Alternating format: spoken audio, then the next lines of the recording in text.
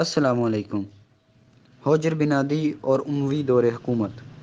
حجر بن عدی اپنے جذبہ ارادت کے تحت ان امور کی تاب نہ لا سکتے تھے، اس لیے وہ مغیرہ کو ٹوک دیا کرتے تھے اور کہتے تھے، میں گواہی دیتا ہوں کہ جن لوگوں کی تم مذمت کرتے ہو اور جن کو عیب لگاتے ہو وہی فضیلت کے سردار ہیں، اور جن کا بے لوث ہونا تم ثابت کر رہے ہو اور تعریف کرتے ہو وہی مذمت اور نفرین کے قابل ہیں۔ مغیرہ بن شیبہ ایک ہوشیار حاکم تھا۔ وہ حجر بن عدی کی شخصیت اور عوام اہل کوفہ پر ان کا جو اثر تھا اس سے بخوبی واقف تھا، اس لیے زیادہ تعرض کرنا اس نے اپنے سیاسی مصالح کے خلاف سمجھا اور وقت کا منتظر رہا۔ ساتھ ہی اس نے اپنے رویہ کو ترک نہ کیا اور سختی کے ساتھ اس پر عامل رہا۔ چنانچہ اپنی امارت کے آخری زمانہ میں جو تقریر اس نے کی ہے، اس میں علی علیہ السلام اور عثمان کے بارے میں جو ہمیشہ کہا کرتا تھا وہی کہا۔ طبری نے حسب ذیل الفاظ نقل کیے ہیں: خداوندہ عثمان بن عفان پر رحم کر اور ان سے درگزر کر اور عمل صالح کی ان کو جزا دے، انہوں نے تیری کتاب پر عمل کیا، تیرے پیغمبر صلی اللہ علیہ وآلہ وسلم کی سنت کا اتباع کیا، انہوں نے ہم لوگوں میں اتفاق قائم کیا، ہم کو خون ریزی سے بچایا، ناحق قتل کیے گئے، خداوندہ ان کے انصار، ان کے دوستوں اور محبوں پر، ان کے خون کا قصاص لینے والوں پر رحم فرما۔ اس کے بعد عثمان کے قاتلوں پر بد دعا کی۔ حجر بن عدی اس مجمع میں موجود تھے۔ مغیرہ کی یہ تقریر سن کر کھڑے ہوئے اور ایسا نعرہ کیا کہ مسجد میں جتنے لوگ بیٹھے تھے اور جتنے باہر تھے سب نے سنا، اور کہنے لگے، کس شخص کے دھوکے میں تم آئے ہو؟ تم نہیں سمجھتے کہ بڑھاپے کے سبب اس کی عقل جاتی رہی ہے؟ اے شخص، ہماری تنخواہوں اور عطیات کے جاری کیے جانے کا حکم دے۔ تو نے ہمارے رزق کو بند کر رکھا ہے، اس کا تجھے کیا اختیار ہے؟ تجھ سے پہلے حکام گزرے ہیں، انہوں نے کبھی اس بات کی طمع نہیں کی۔ اس کے علاوہ تو نے امیر المومنین علی علیہ السلام کی مذمت اور مجرموں کی ستائش کا شیوا اختیار کر رکھا ہے۔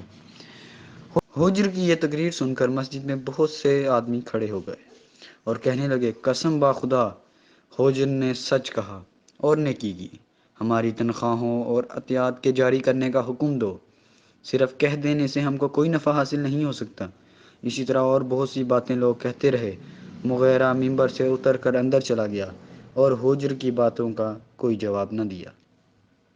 ابو حنیفہ دنیوری لکھتے ہیں کہ اس کے بعد مغیرہ نے 5000 درہم حجر کو بھیجے تاکہ وہ اس طرح حجر کو دبا سکیں۔ مغیرہ کی قوم کے لوگوں نے جب یہ دیکھا تو سب مل کر اس کے پاس آئے اور کہا کہ اس کا کیا سبب ہے کہ حجر کی ایسی ایسی باتیں آپ سنتے ہیں اور آپ کی حکومت کے اندر وہ اس جرت کے ساتھ پیش آتا ہے؟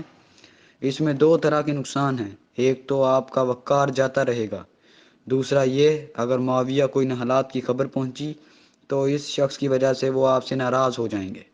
ان میں سب سے زیادہ اصرار حجر کے بارے میں عبداللہ بن ابی عقیل ثقفی نے کیا۔ مغیرہ نے جواب دیا، میں نے حجر کو گویا کہ قتل ہی کر دیا، کیونکہ میرے بعد جو شخص کوفہ آنے والا ہے اس کو بھی یہ میری ہی طرح سمجھیں گے، اور جس طرح میرے ساتھ پیش آتے ہیں اسی طرح اس کے ساتھ پیش آئیں گے۔ وہ پہلے ہی موقع ان کو گرفتار کرے گا اور بہت بری طرح قتل کر دے گا۔ میری موت کا وقت قریب آ گیا ہے اور میری حکومت میں ضعف آ گیا ہے۔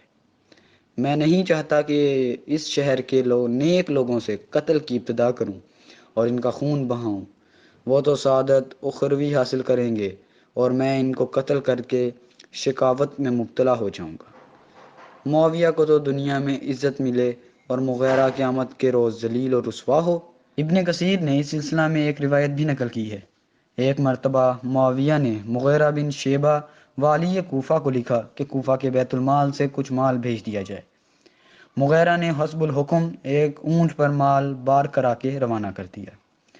حجر بن عدی اور ان کے اصحاب کو خبر ہوئی تو وہ مانے ہوئے اور اونٹ کی مہار پکڑ کر کھڑے ہو گئے اور کہا، قسم با خدا، یہ مال اس وقت تک نہیں جا سکتا جب تک صاحبان حقوق کو ان کا حق نہ دے دیا جائے۔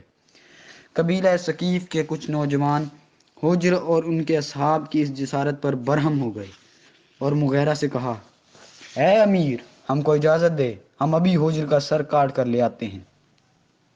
لیکن مغیرہ نے ان کو روک دیا اور کہا، میں نہیں چاہتا کہ حجر کا خون اپنی گردن پر لوں۔